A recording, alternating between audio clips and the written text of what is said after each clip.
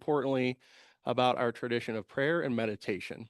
Because in Buddhism, prayer and meditation really do go hand in hand. You can't separate them. Now, I'm curious how many people know about Buddhism. It's, you can be like, it's a little, I've heard of it. Well, I thought I would maybe just start this talk giving a little background about or context of what Buddhism is. So make sure this changes. Well, so what we're going to do today is we're going to talk a little bit about what kind of ism Buddhism is, what exactly does it mean, prayer in Buddhism. And then I thought I would lead us on two meditations. One's just a seated meditation, and then one is what we call a Tonglen meditation, which comes from the Tibetan tradition. So when we think about Buddhism, I always get the question of, what is Buddhism? What kind of ism is Buddhism? You know, when we talk about religion, we're using categories to shape our understanding of it, largely from a Western world context. You know, this is the idea of religion as bounded. And let me see if I can go to our next slide. There we go. So this is a context of religion bounded, an organized system, usually with a founder, a sacred text, doctrine, and the understanding of Buddhism and a lot of the other religions of Asia, Southeast Asia, and Eastern Asia grew out of a Christian, almost a colonial framework. And what I mean by that is the Europeans that would go into these countries to colonize them. So when this model was applied to Asia, it simplified these vast living traditions and labeled them Hinduism, Buddhism, Sikhism. But in reality, these traditions are fluid, relational, deeply interwoven. Buddhism especially resists kind of confinement into a single ism. There we go. So I wanted to share a little bit of this quote by Buddhadasa Bhikkhu. And the suffix ism suggests a human-made ideology, but the Buddha didn't invent an ideology. He discovered something, the nature of reality itself. And through deep meditation and insight, the Buddha uncovered truths such as impermanence, interdependence, non-self. And these are not beliefs to adopt, but realities to recognize and verify through direct experience. And so in that sense, for Buddhism, it's not so much a religion that we join, rather a path of awakening, a way to understand the natural world and existence and to live in harmony or in balance with that world. It's open and inclusive. Anyone from any background can explore and benefit from its principles. You don't have to give up your existing faith tradition or your culture. And the focus is on inner transformation, not conversion. And it's through mindfulness, wisdom, compassion that we come to discover that there's something that's always been true, our own awakened nature. And so the reason why I give this background is because a lot of times people don't realize, or they may realize and are confused, because Buddhism is non-theistic. And so when I say Buddhism is non-theistic, the next question people have is, well, then who are you doing your prayers to?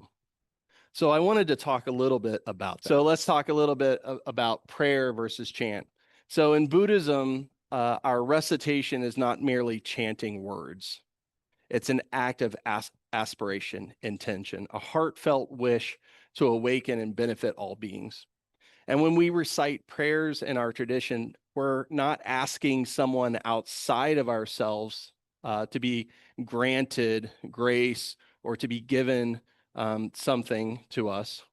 What we're doing is we're voicing our deepest intention to embody awakening.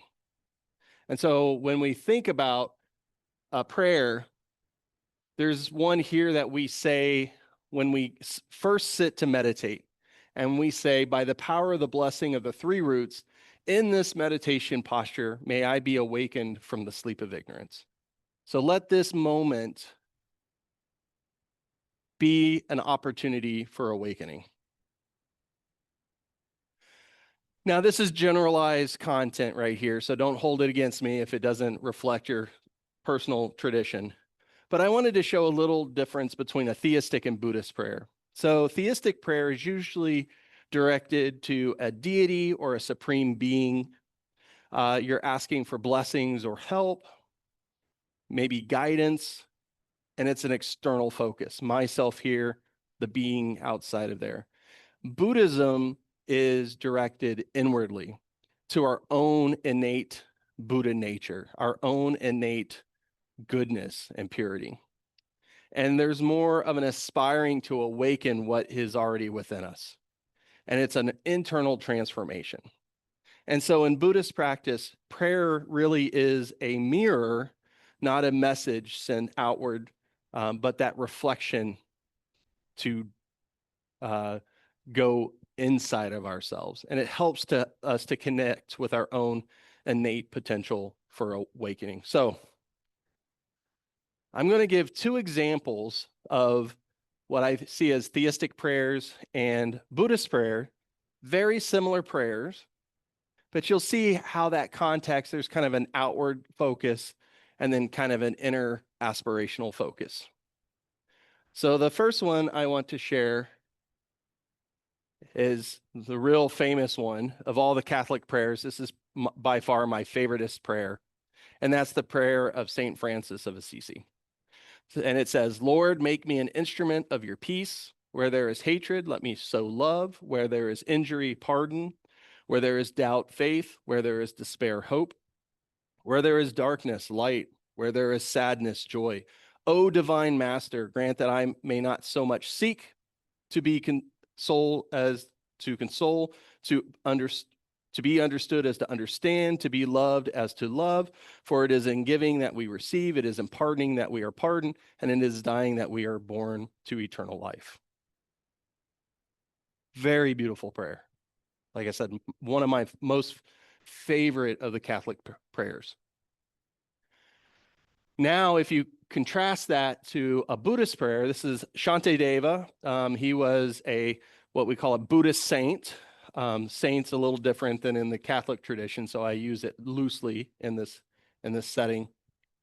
But in his prayer, he says, may I become at all times, both now and forever, a protector of those without protection, a guide for those who have lost their way, a ship for those with oceans to cross, a bridge for those with rivers to cross, a sanctuary for those in danger, a lamp for those without light, a place of refuge for those who lack shelter, and a servant to all in need, for as long as space endures and for as long as living beings remain. Until then, may I too abide to dispel the misery of the world. Now, when you look at these two prayers, you see a lot of commonality, a lot of the same intention. The real difference is just the shift, the outer focus to God for the prayer of St. Francis versus kind of an inward, like, let me be, kind of like telling yourself, this is what I'm going to try to do.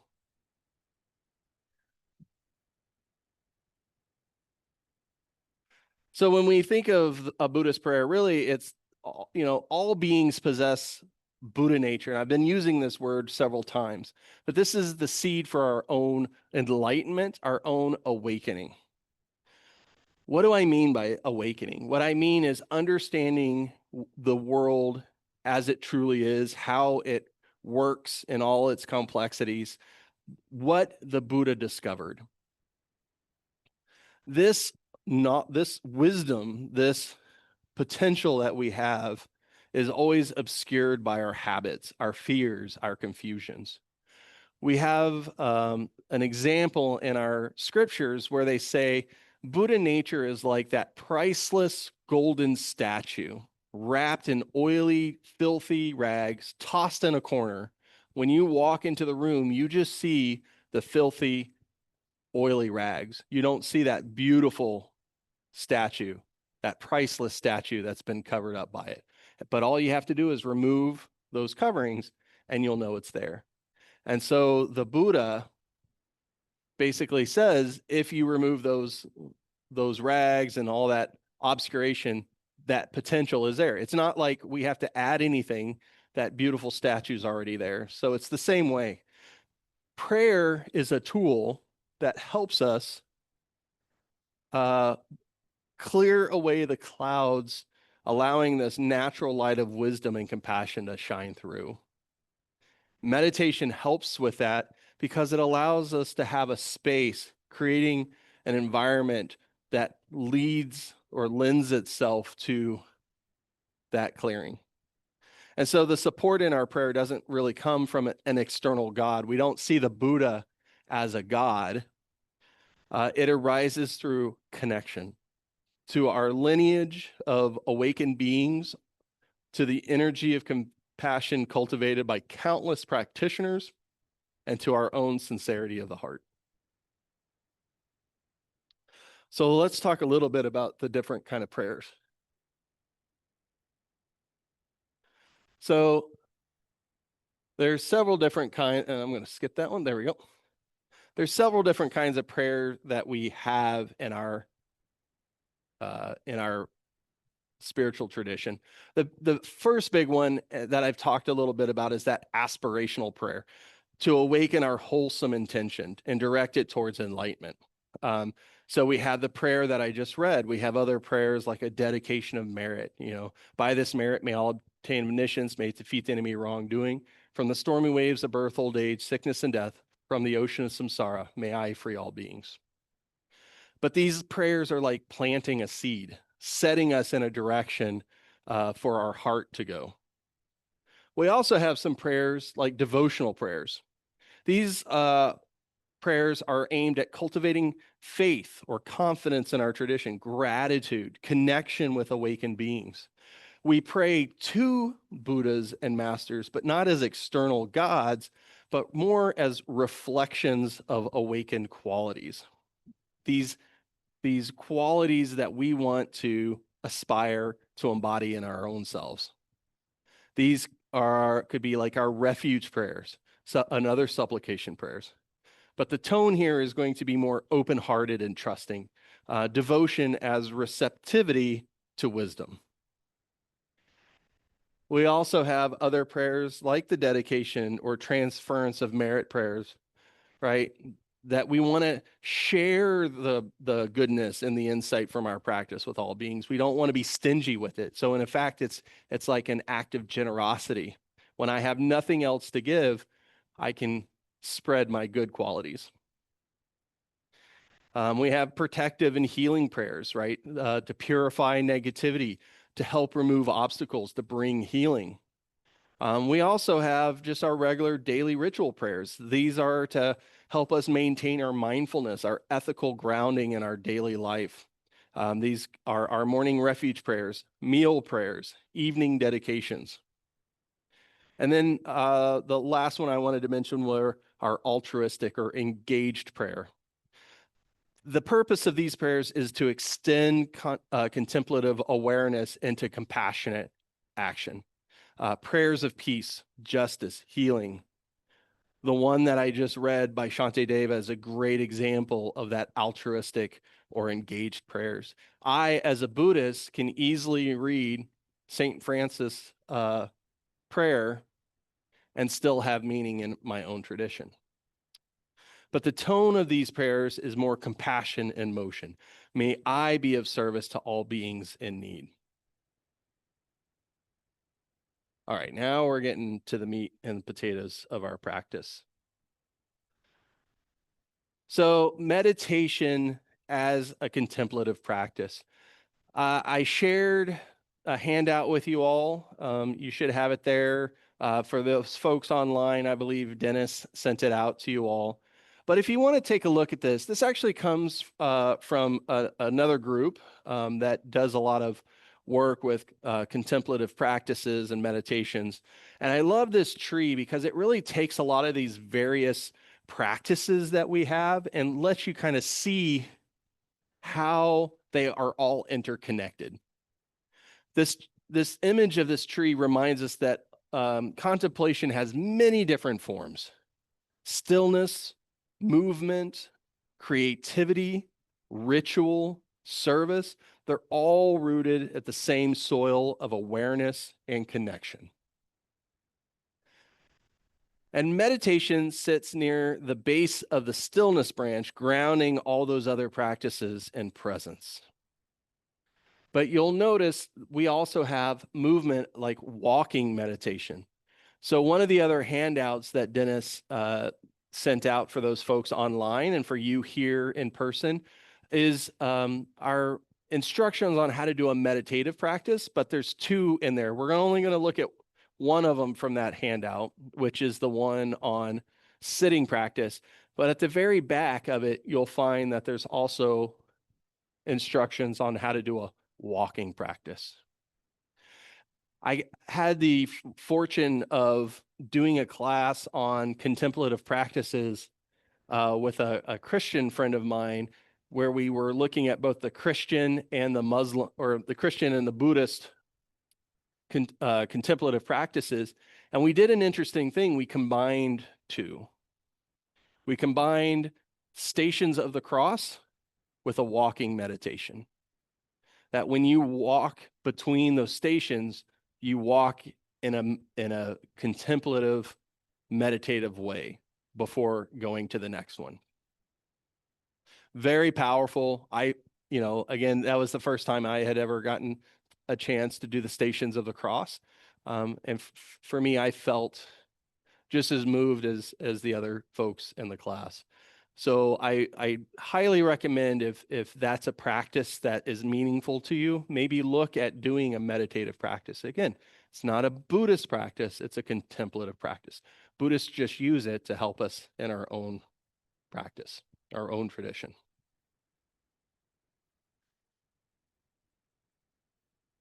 All right, now let's get to the reflection questions. So I'm curious for you all. I've got two here.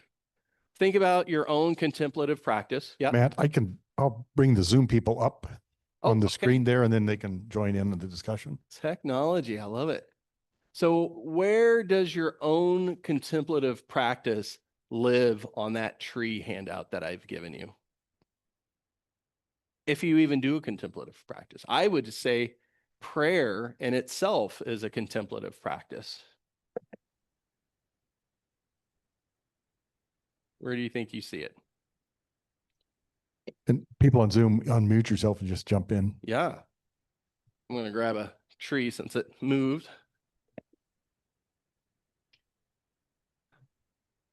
Well, I'd say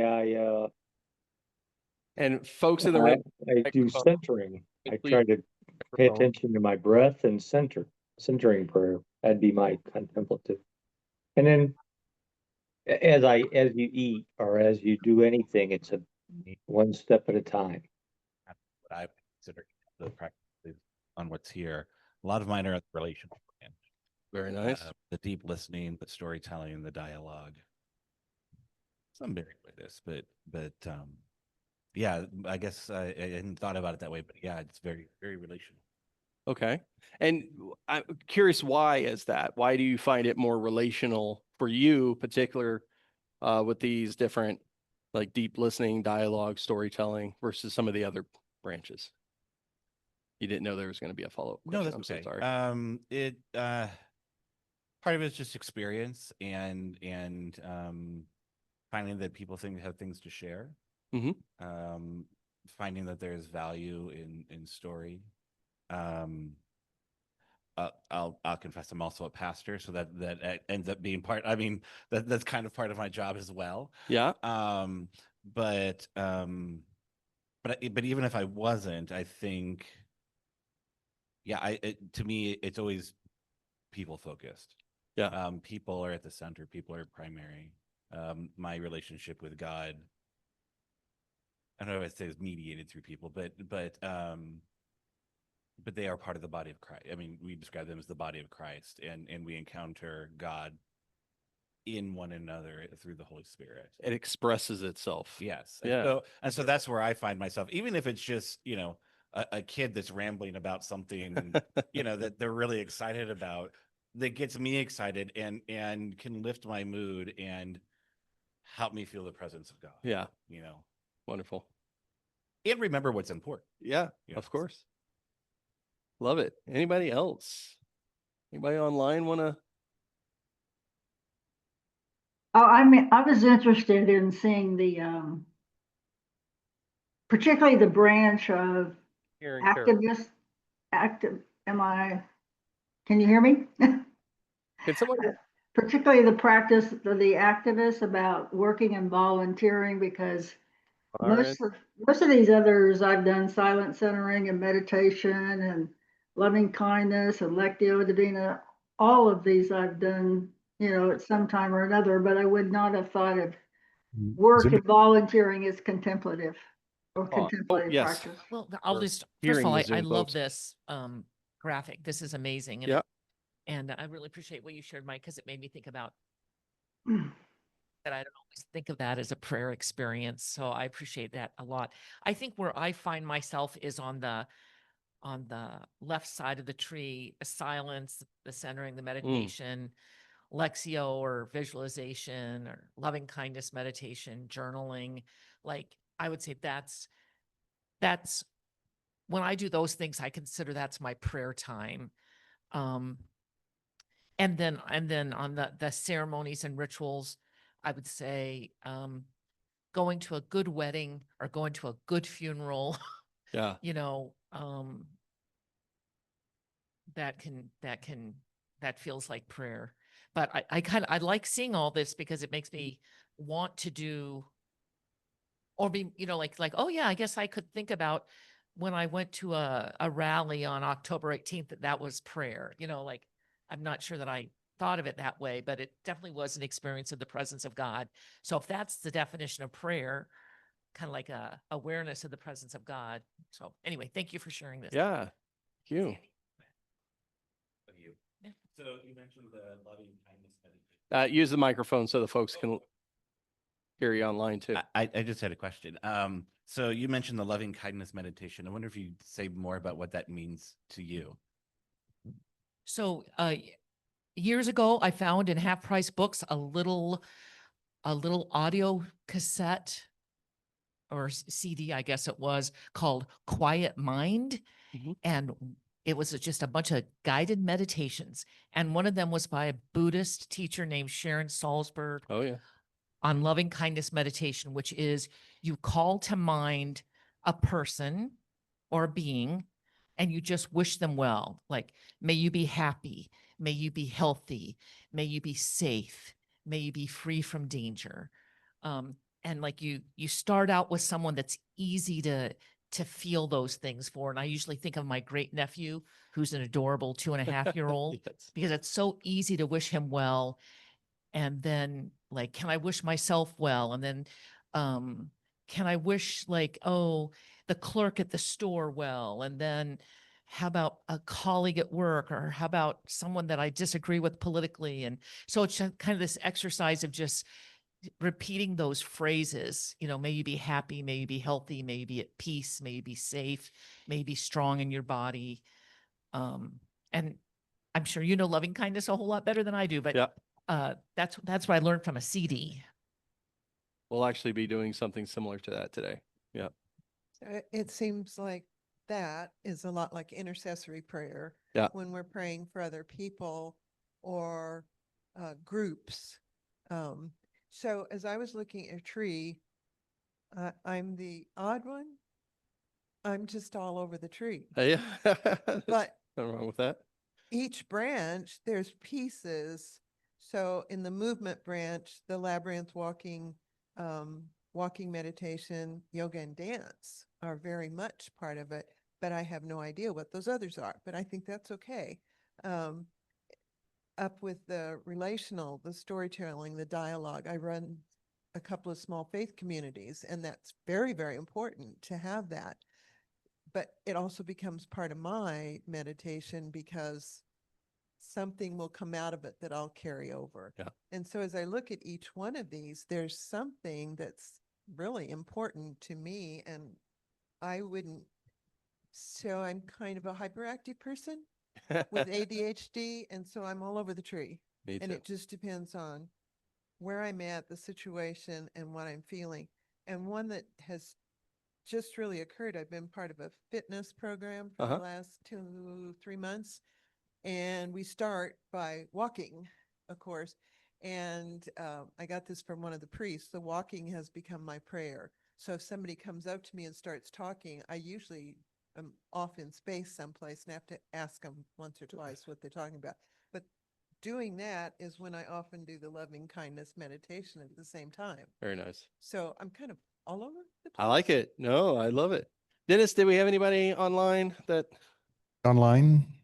again, I want to make Carol, I see you're still unmuted, but I want to make sure. Okay. I don't think I'm muted. It doesn't show me as muted. Carol. Well, I tell you what, I want you all to think about this tree. Think about the ones that you were surprised at seeing on here. Journaling, or, the storytelling. For me, the Lectio Divina, when my Christian friend and I were doing our workshop, she brought that up. And I didn't realize we actually do that in Buddhism, where we'll take verses and we'll sit with them. And we'll sit with them and kind of work them in our minds, digest them, see our own mind, how those arise, those qualities that those verses are talking about are kind of there. We use the verses as almost like the finger pointing, right? That it's not so much about the verse, it's about turning and looking and seeing where that verse is pointing to. All right. So definitely think about this tree. It is one of my favoriteest handouts that I like to share with folks. But I want to move forward.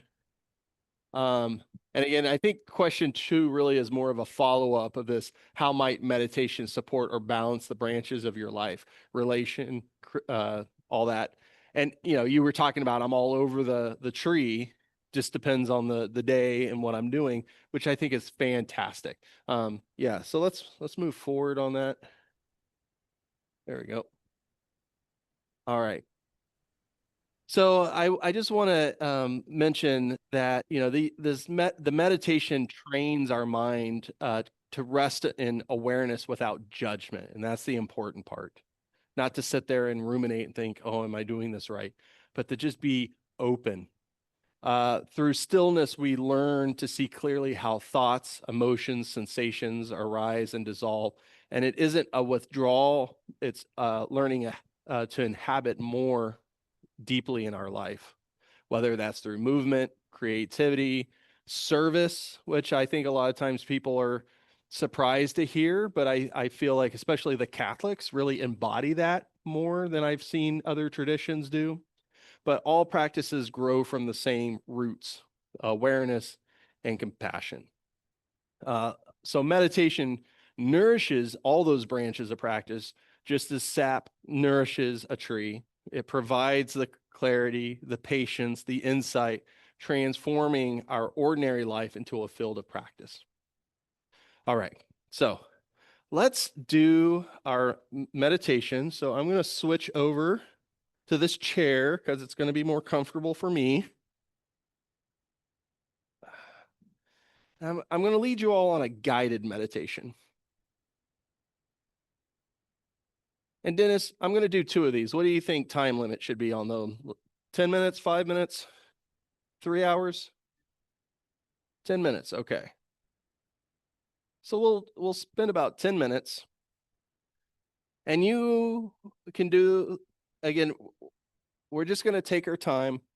We're going to guide through it. But I usually tell people when you do a meditation or any type of contemplation, you definitely want to be in a comfortable position, but you don't want to be so comfortable that you're going to fall asleep. I mean, if you're we're all adults, we have crazy busy lives most of the time. As soon as we sit down and relax, that's what we want to do, especially at this time of night. So let's take a moment to just begin by finding a comfortable position in our seat. If you're in a chair, you want to have your feet kind of firmly planted. You don't want to really have your legs crossed, otherwise you'll put pressure on your ankles and it can just cause discomfort. So usually just square on the floor, hands just on your lap. Could just be sitting on your lap or on your knees. And just take a moment to feel your sit bones being supported. And what I mean by that is, I mean your butt, your lower back, your feet even. Notice the points of contact between your body and the ground. The floor underneath your feet, the chair underneath you. And if you can, you want to lengthen your spine gently. If you're sitting in a lazy boy, you may want to switch to a different chair so you're not slouching too much. But you want to feel like if the top of your head is being drawn upward. Sometimes they'll talk about a string kind of being pulled on the top of your head. And allow your shoulders to soften and your hips to align naturally. Bring awareness to your legs.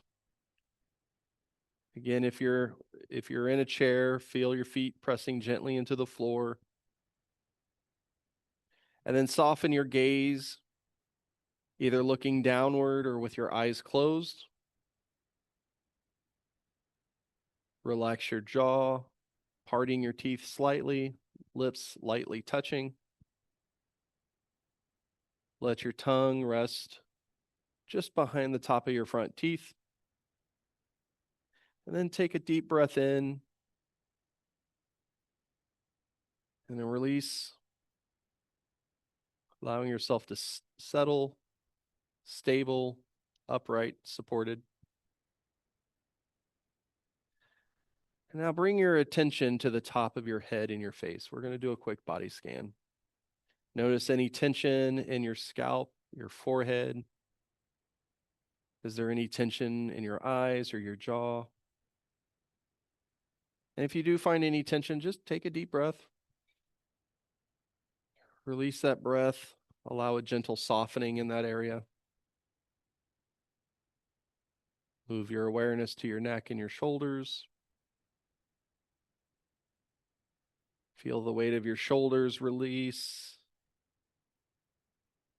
Let your arms rest comfortably at your side, or again on your hands on your thighs, in your lap. Just slowly scan through your upper arms, your lower arms, the hands, the fingertips. Deep breath, releasing any sensation of tension, allowing relaxation flowing through every part. Shift your attention to your chest, the back, and the abdomen. Notice how these areas are resting naturally. Invite a softness and calm. Continue down your hips, your pelvis, the upper and lower legs, your feet, your toes.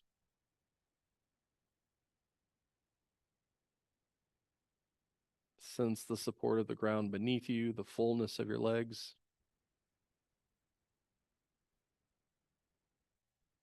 Now expand your awareness to your whole body, feeling the balance and the presence permeating every part of you.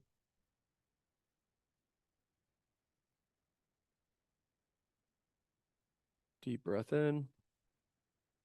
Let the breath out, allowing any tension to be breathed out, relaxing, gentle softness in those areas.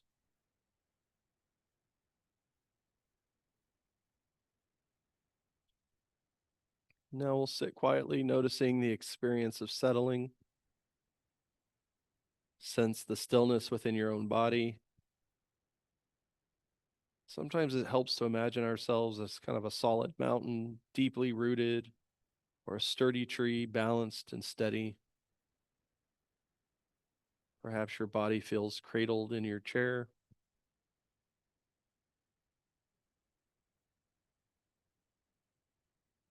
And even if you have thoughts arising, just notice that the stillness of your body remains. Rest fully in this calm, allowing it to deepen naturally with each inhale and exhale.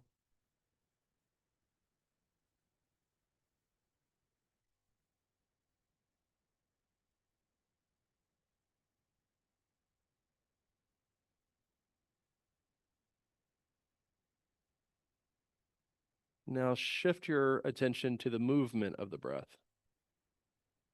Notice the inhale as it expands your body. The exhale as it releases.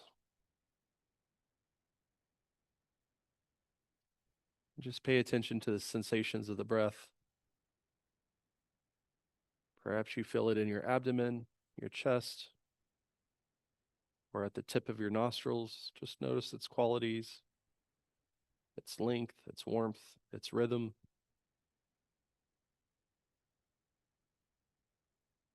Allow your body to remain still, even as the breath moves. And thoughts and sensations, emotions may appear, and that's okay. Just simply notice them and return your attention to the breath. The body and the breath be your anchor.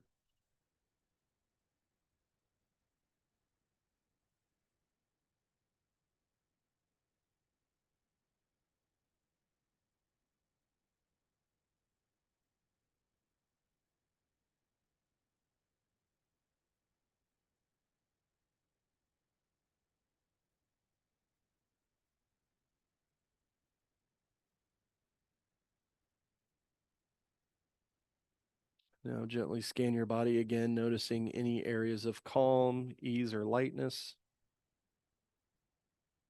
Allow this calm to spread throughout your body, filling every cell, every organ, every space within.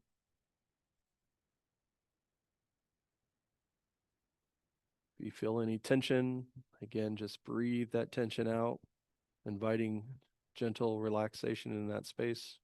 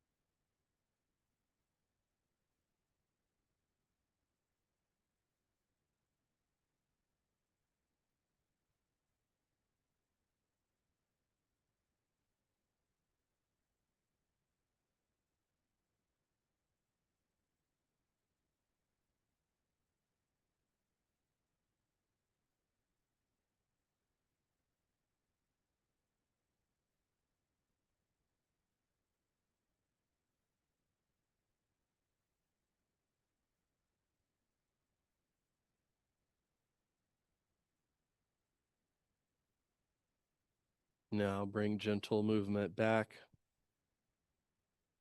Wiggle your fingers, wiggle your toes.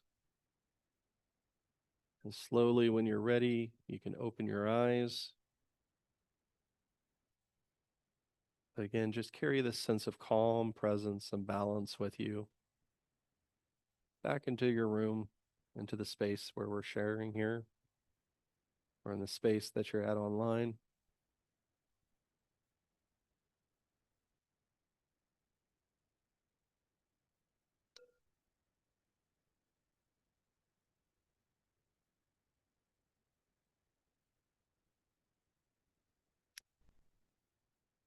And that's a very simple meditation that we use. The body scan allows us to just take notice of the body itself. A lot of times we carry tension in our body that we may not be aware of. Sometimes we are aware of it. But also allowing yourself to be stilled in that space for us as Buddhists really creates an environment conducive to our prayers, to our other practices, whether it's working with, um, you know, working with reading our sacred text and sitting with those. Perhaps it's chanting, doing what we call mantras, where we say these, usually in Sanskrit, these sentences, sacred words. And then what happens is that allows us to kind of focus the mind, especially when it's turbulent. You probably sat and you think, when I said, okay, allow your mind to start to calm down, and you said, no way, Jose, it's not happening today. We have to sometimes use other methods like mantras to really help lasso the mind to kind of focus it on a particular place. Another thing that we like to do a lot of times is we'll have a physical object. We'll have like a sacred image, or even just like a pebble or something that we can just place our physical gaze on, so that, you mentioned being hyperactive. I'm the same way. And I've noticed, like, in this room would drive me crazy because I would see things, especially on the periphery of my vision, and my mind would jump back and forth. So usually having something that I can kind of focus my eyes on helps bring that attention, that awareness to the focal point. And believe it or not, it can help with those distractive practices. So having an image, even in a Catholic faith, having an image of like Jesus or Mary. A lot of times we'll have an image of like the Bodhisattva. So like if you go to the Nelson Atkins with the Kuan Yin of the Southern Seas, to just put our focus there, and again, to see those qualities of these kind of holy beings, really can be very helpful. Okay, let's do one more. So we heard a little bit about loving kindness meditation of Sharon Salzberg.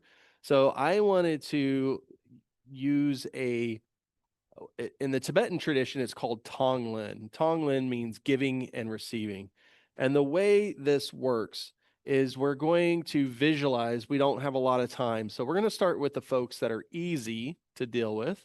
Then we'll go to the people that are medium to deal with, the neutral folks. Then we're going to go to those folks that are a little difficult. We're not going to get to the people that are just abhorrent and we just can't really think of any good thoughts for them. You really got to be doing this practice for a little bit before you can really get to that space.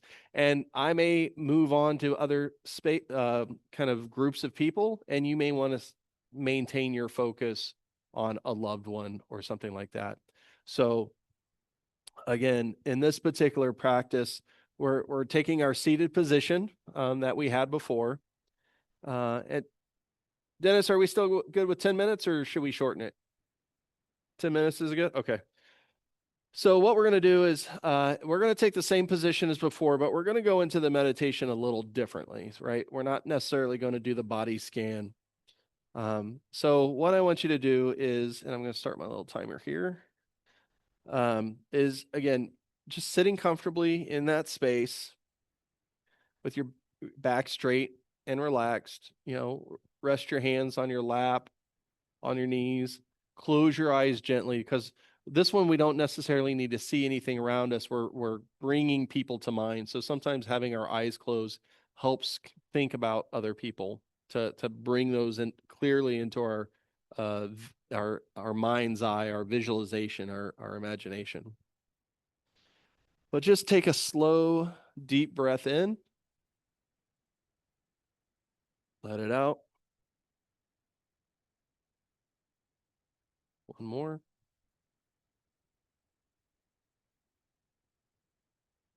As you let it out, just allow yourself to drop back into that meditation that we were just in. Allowing your body to settle. Your mind to arrive fully in this moment.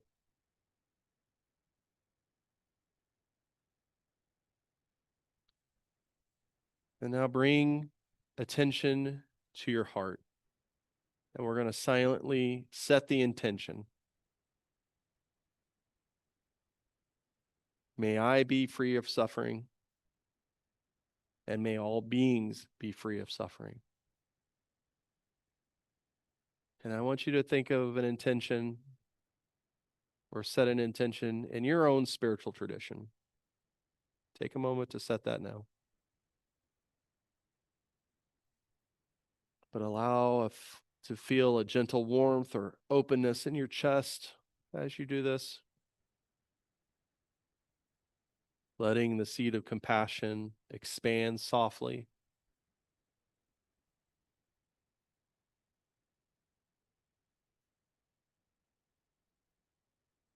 And now I want you to bring to mind someone who is suffering,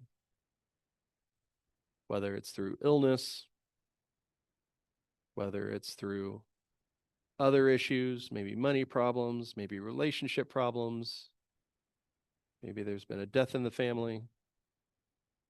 Someone who's just really having a hard time right now, just at the depths of their despair. If you don't know of anybody personally, maybe think of someone you've seen on TV, but this works much better for people we actually know. Sometimes that person's even us.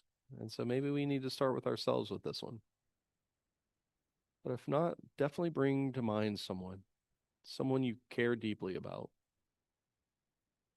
Could be a pet, family member. And now once you have that person in your mind, visualize around them a dark cloud. Maybe a heavy weight holding them down.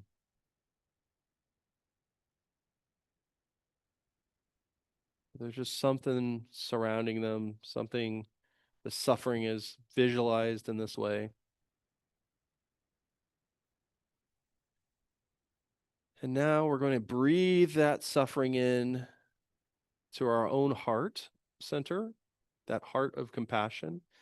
And we're not going to hold it there. We're going to allow our compassionate heart to transform this suffering, this cloud, like a prism transforms light into rainbow light rays.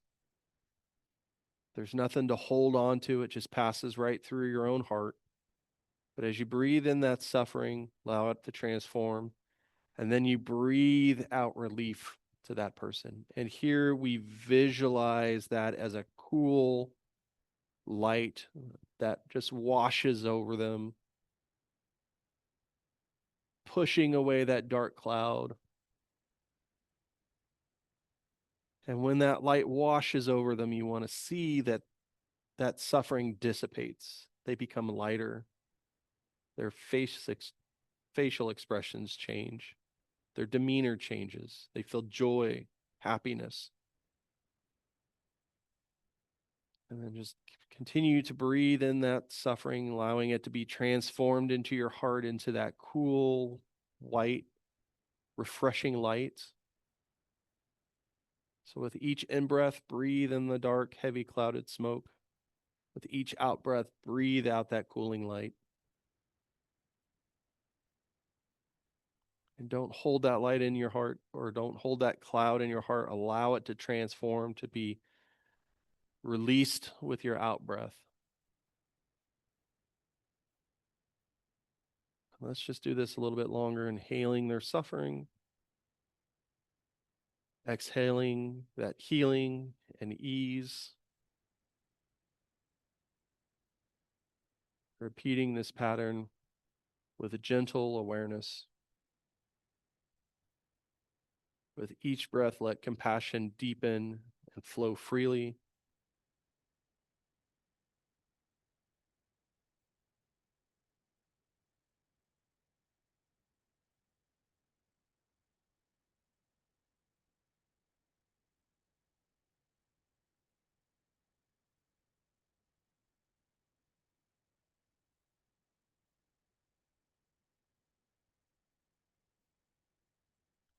And if you're capable, let's expand that out to someone else that we care for that's also suffering. You can still hold the first person in your mind's eye. Just bring that other person into our circle. Breathing in the cloud of suffering, breathing out that radiance of cool compassion, joy and happiness. And in our mind's eye, we want to visualize this person. If they're sick, they're being healed. If they're suffering emotionally, they're becoming happy.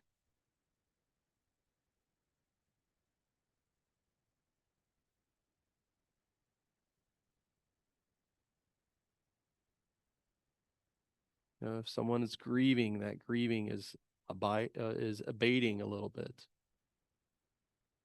allowing them to have a moment of respite from their suffering.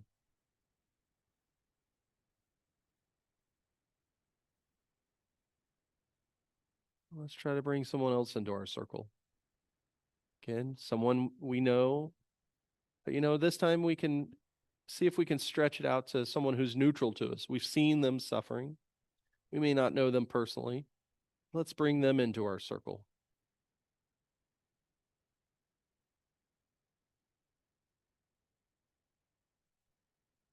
Our hearts, this prism of compassion, of loving kindness, friendliness, goodwill.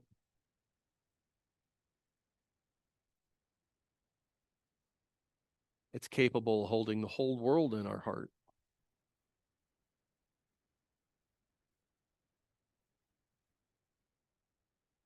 And let's invite a few more people into our circle. Bringing more people who are neutral.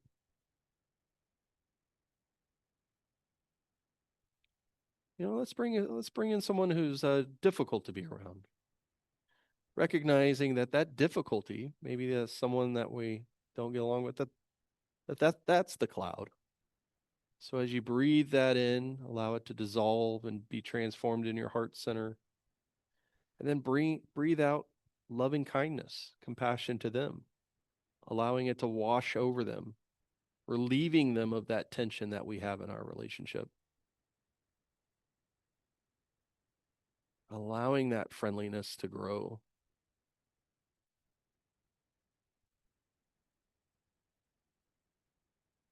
Allowing the ill will to dissolve with each wave of our out-breath.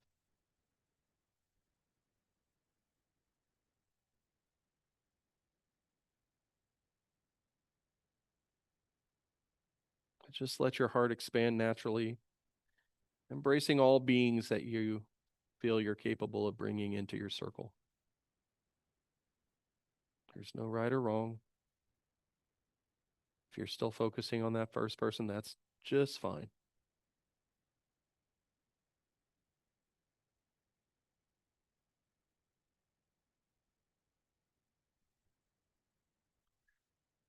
And now let go of that image. Release those folks that you're holding in your circle, in your mind's eye. And just rest simply in this openness, this compassion.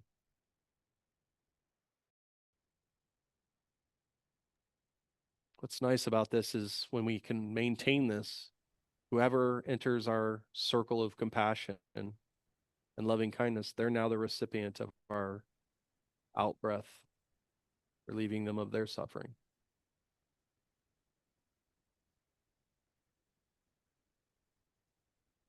We're just simply resting in that openness now.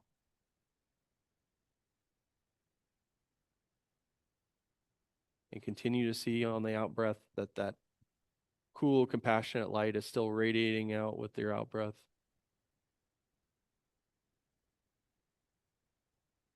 Let your breath flow naturally, softly, steady.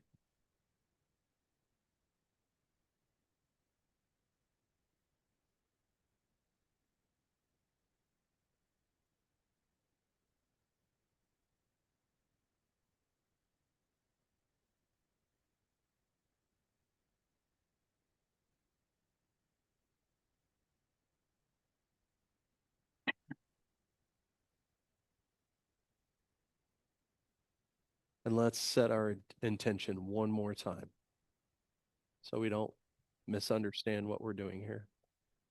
So I'm going to share mine. I want you to recite yours silently to yourself.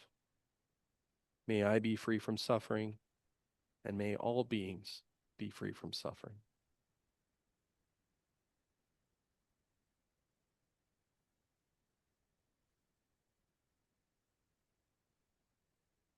As you say those words on the out breath, those go out just with the cool, radiating light of compassion to all beings, sending it out into the ether, on the wind. Take one final deep breath. Exhale. And then gently open your eyes and wiggle your fingers and your toes. But allow yourself to carry the sense of compassion into the rest of your day and into your week.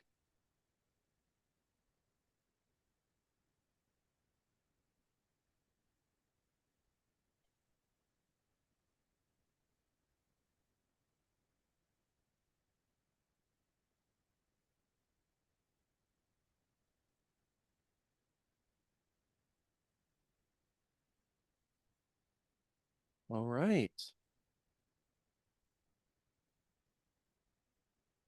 So I know you all will probably have a few questions for me, but before we start, I want to have a few questions for you.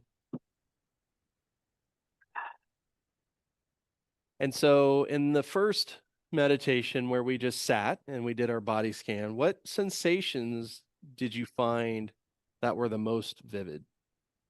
Did you have any while you were sitting?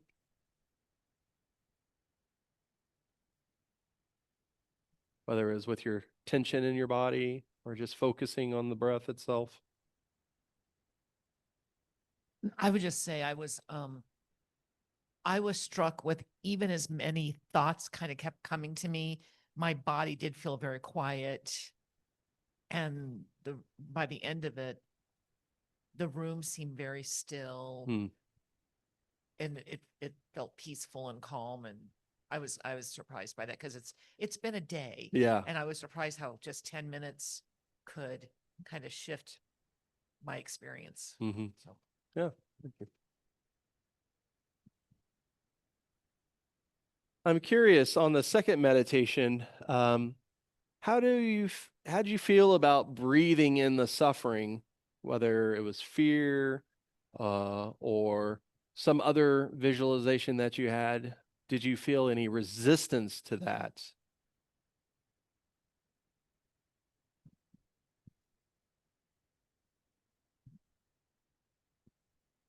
I don't know if I felt resistance to it, but I did feel tension in my muscles, particularly as we got farther out and I invited into that circle of compassion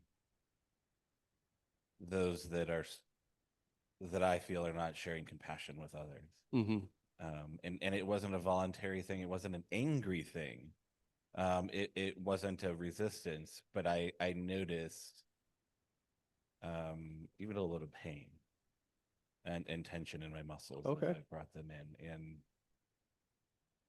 And I'm not exactly sure what to make of that. And like I said, it wasn't a resistance. But I liked too, though, when you brought us back to that, I can't remember the word you used, the affirmation, something like that, setting the intention. Thank you. Kind of brought me back again, as you noted, to where kind of I started.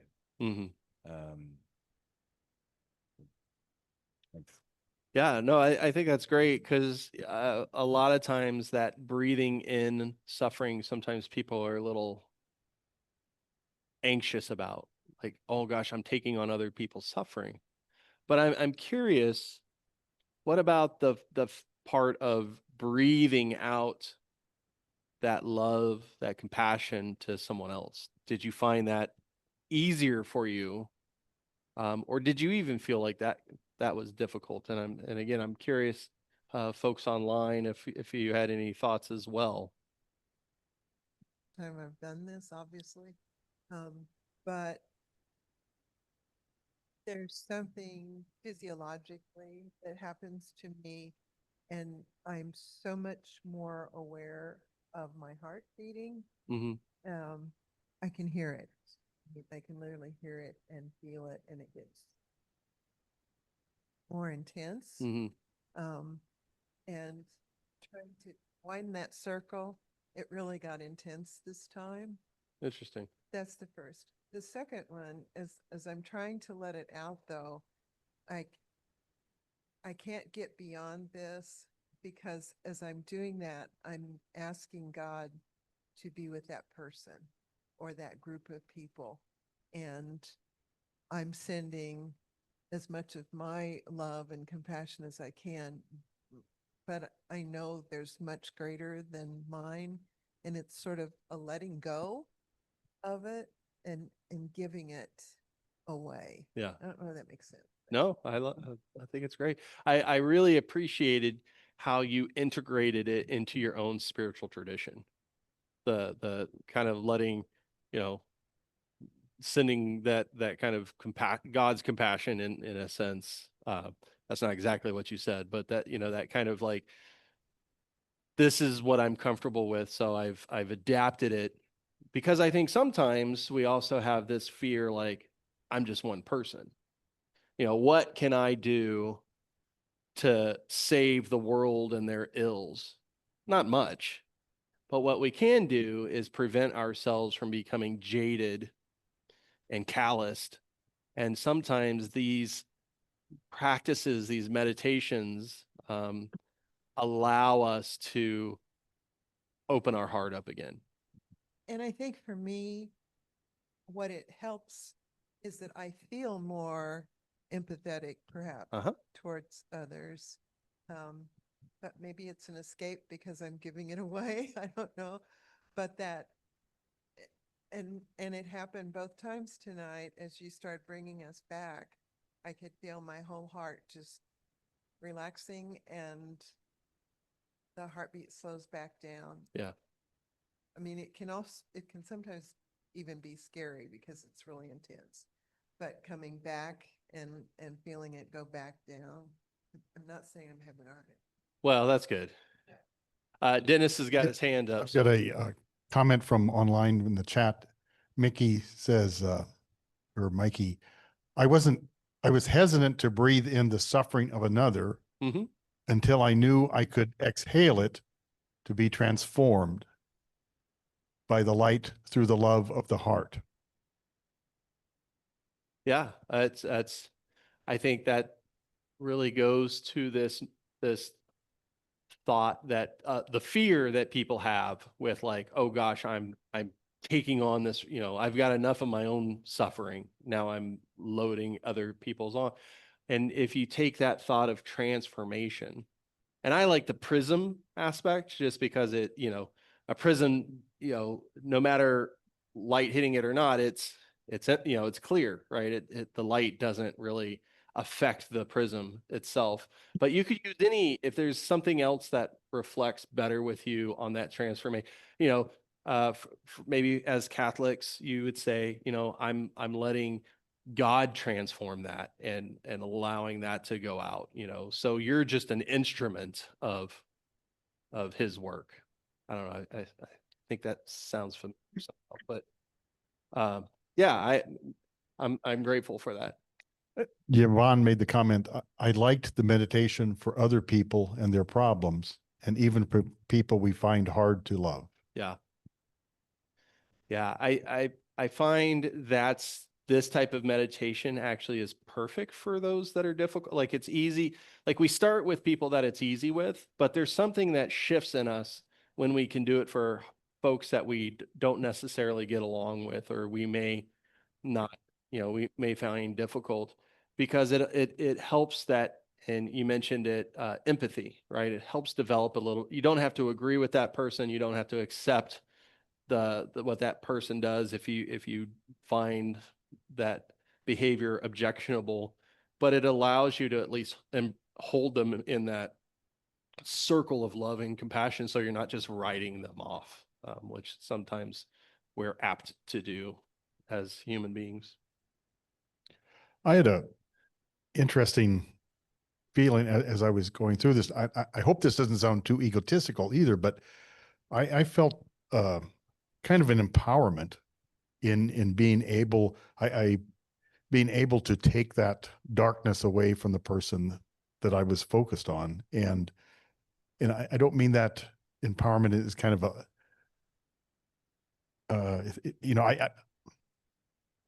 I don't know. I don't think I was doing anything special or dramatic in that, but there was a sense that there was a strong connection to that person, and more than just thinking about it, more than just thinking about this person, but that I was involved and maybe did help relieve some of that suffering that is what we were meditating on. So it was a strange sense of empowerment. I don't know how else to describe it. You described it just well. Okay, I'm going to sit down over here because I think this is the question and answer. So I think that way Dennis isn't trying to move two different cameras back and forth. So I'm going to come on over here and mosey on over because I think now we have question and answer, right, Dennis? Yes.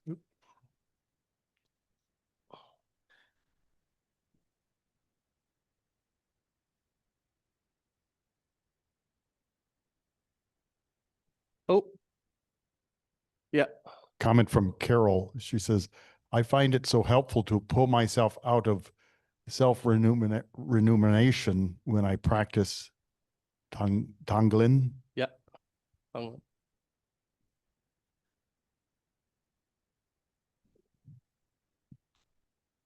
my question is in your understanding of the world and how we are connected, as we're meditating, and as you were sharing, about feeling like you make a difference, in your experience, is that meditation, like what we were just doing, and that extending compassion and taking on that suffering, is that something that is about that actually has an impact directly on them, or is it something that it changes us that we then have an impact on them, or both? I mean, you know what I'm asking? Yeah, I think. I mean, is there a real connection there, or is it about transforming ourselves so that the connection is changed after? Yeah, I mean, I think a lot of these spiritual traditions are rooted in relationship with other, right? And I find that, if I'm sitting there and I'm doing a visualization for someone in our Sangha who's having a surgery,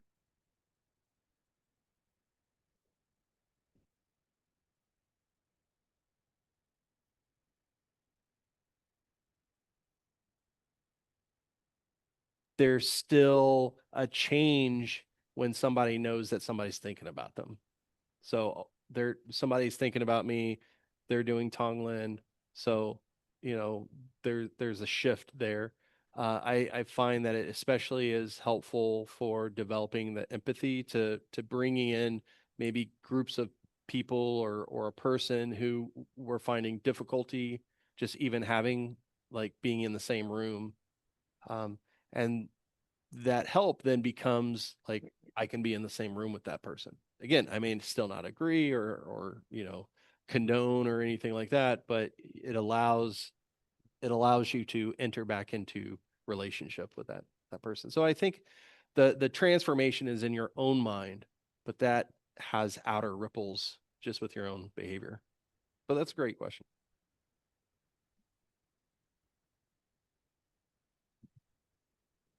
So just more of the same. Yeah. I mean, because that idea of breathing in the suffering, Mhm. and as someone who spent, over 40 years in church ministry, heard a lot of sad stories, and that whole thing of like secondary trauma and vicarious Mhm. trauma. And it's like, yeah, how do I keep, I don't know if healthy boundaries is the right word, but from getting like swamped. And even I feel like there's a lot in the news right now about like titrate your consumption of news. Yeah. Don't read everything about what's happening in Jamaica. Mhm. Just so, because I really appreciate what Mickey said, that the light and the love of the heart is what transforms the suffering. But so why is my heart not doing that? Because sometimes I feel like I listen to somebody's story about the hard stuff that's going on in their life, and I just feel heavier. Even though I love them and I care for them, it doesn't feel transformed. So Yeah, I mean, I think we definitely, when we're coming into this practice at the beginning, as someone new to the practice, definitely establishing strong boundaries. Like you're not going around letting people know, hey, I'm doing this Tonglen for you. Oh, you've got a problem, come sit with me and I'm going to do Tonglen with you. We don't do that. And usually when we begin, it's very personal. These are the people I know. I can't do Tonglen for the people of Jamaica. I have no relationship with them other than what I see on the news. And a lot of time that's going to be skewed anyways. So the actuality, but you might have someone in our community whose family lives in Jamaica. So that person is suffering. And so you take that person into your circle of that openness and compassion. The heaviness aspect, I think we have to just be very careful with, because, and sometimes that's why we only start with those that we have a real connection with, and maybe not do other folks at the beginning, because we have, it's just like any other embodied practice. We have to start with baby steps.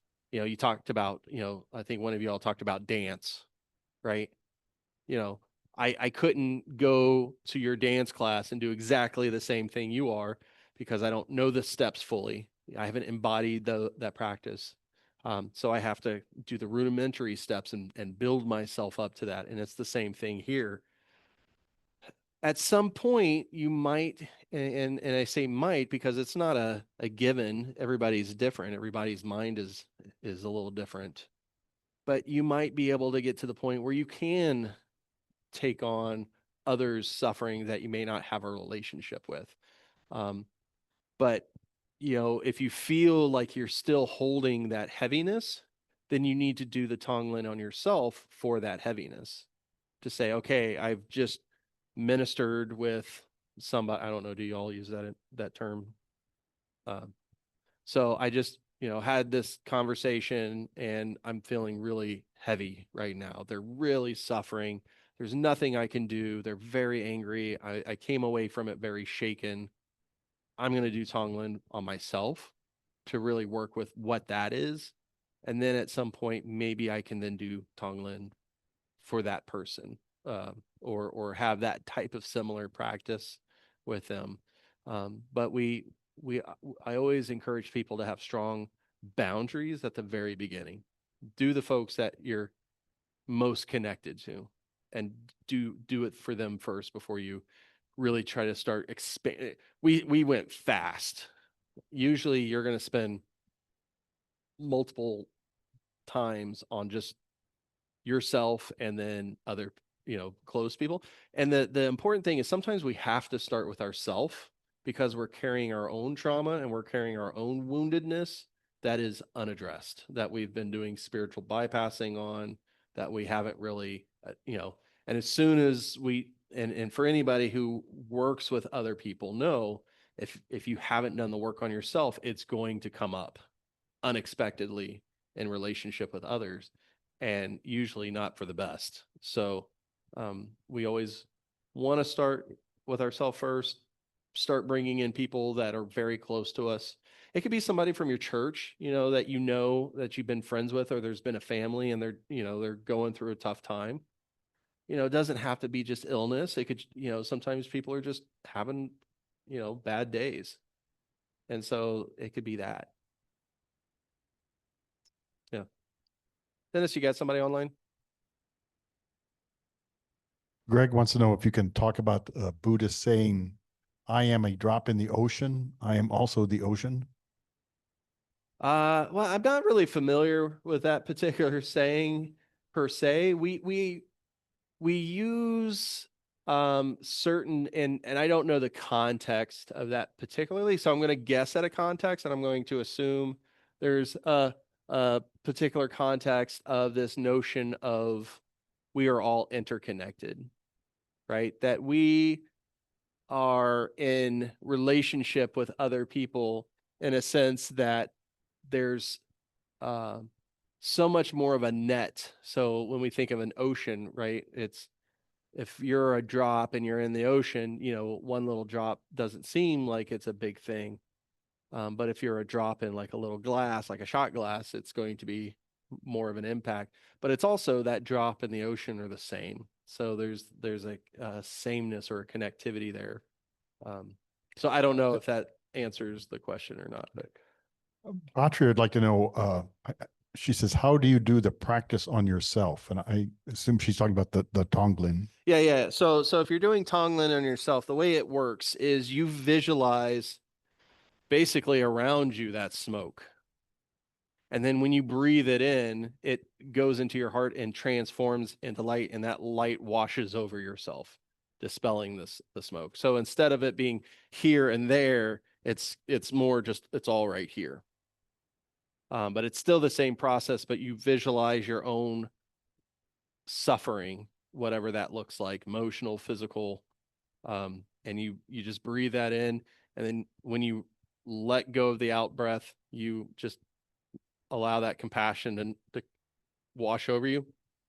And it might, especially in the Christian tradition, it might be very helpful to think of like that soothing light coming from God or I don't know what else you all use, but that just kind of washes over you, kind of dispelling that. So, you know, you can tweak it a little bit if it is helpful for you, especially when you're doing it on yourself.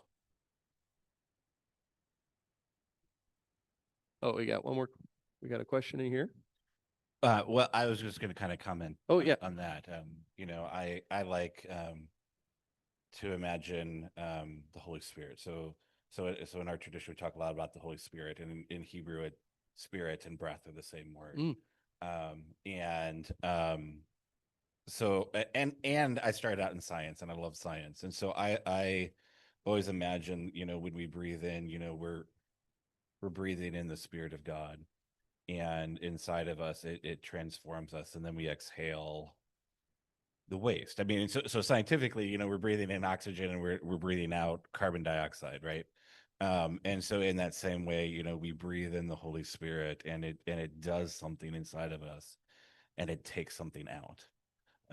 And so I mean, that really kind of connects with exactly what you're talking And about. I think that would be a great way to express that, doing it for yourself, almost like a reverse in a sense, where it's expelling and breathing in the blessings in a sense. So yeah. Anybody else have any other questions? I have one more. Yes. So doing myself, I kind of do the same thing.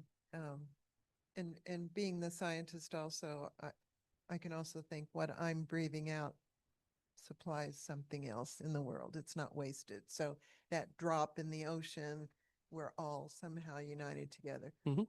Where I find difficulty is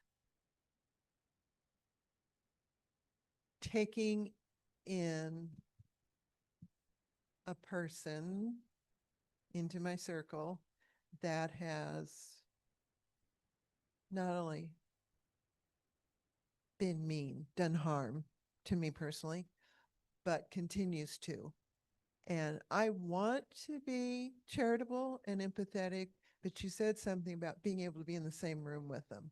I'm to the point I really can't, because every time I feel like I've made a couple of steps forward in my relationship with that person, I get shoved back about 10. So should I just not bring them into my circle, or?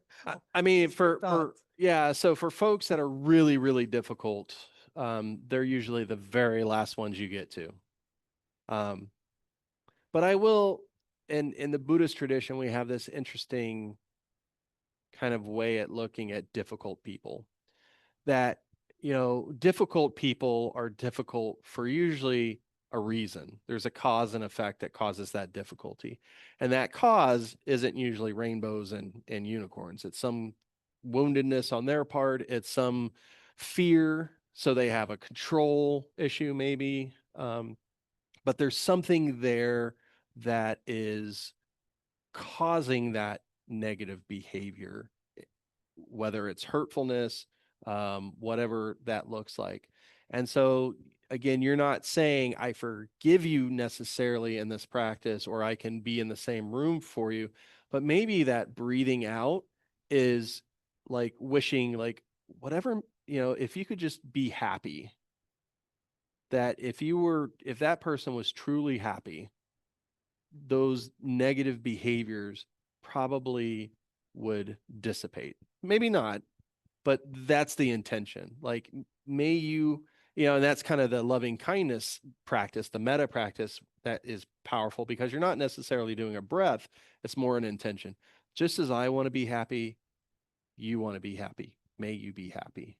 Just as I want to have peace, you want to have peace. May you have peace. Just as I want to be loved, you want to be loved. May you be loved. And it's more of setting this intention, not like I expect there to be a change in the person, but it's my mind of like, I really want the best for you. I really do. You're a jerk and you're harmful to everybody. But if you really were happy, you probably wouldn't be quite the jerk that person is, or whatever. I don't have to condone your actions. I don't have to go into any kind of relationship of healing at this point. It's more of just wishful, like, just, I want you to have everything you need to have to be a better person.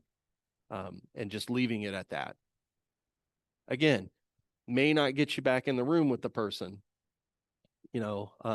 because I think a lot of times what happens is when we have difficult people, we're trying to shape the difficult people to be not difficult people in our eyes. And we overlook the symptom or the cause. We see the symptom.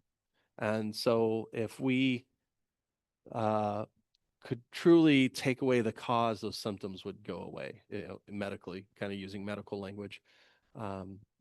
Because the other thing is, what we don't want to have happen is we say, oh, that person's a bad person and they're always a bad person and there's nothing, they're rotten to the core.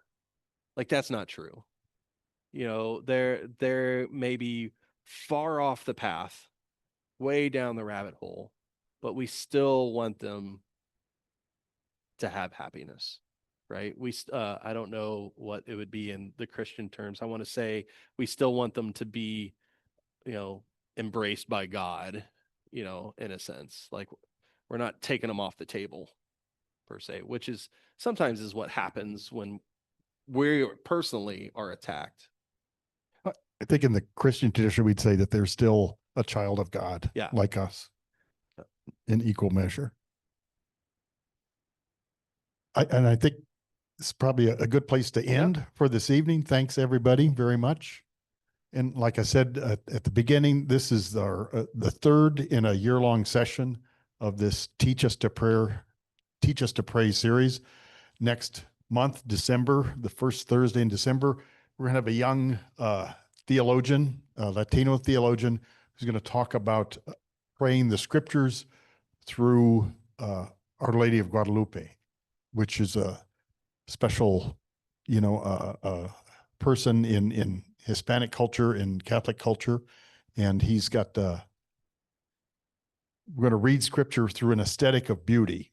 So I'm not sure what that means because I'm not a scripture scholar, but it sounds pretty exciting. I've seen him before on another series like this, and I'm looking forward to that. And then the second Thursday in January, we're going to look at Christian mysticism. So I'd welcome you all back for that. And thanks again. Thank you, Lama. Thank you for having me. You bet. Thank you very much. Yeah. And everybody online, thank you for joining us.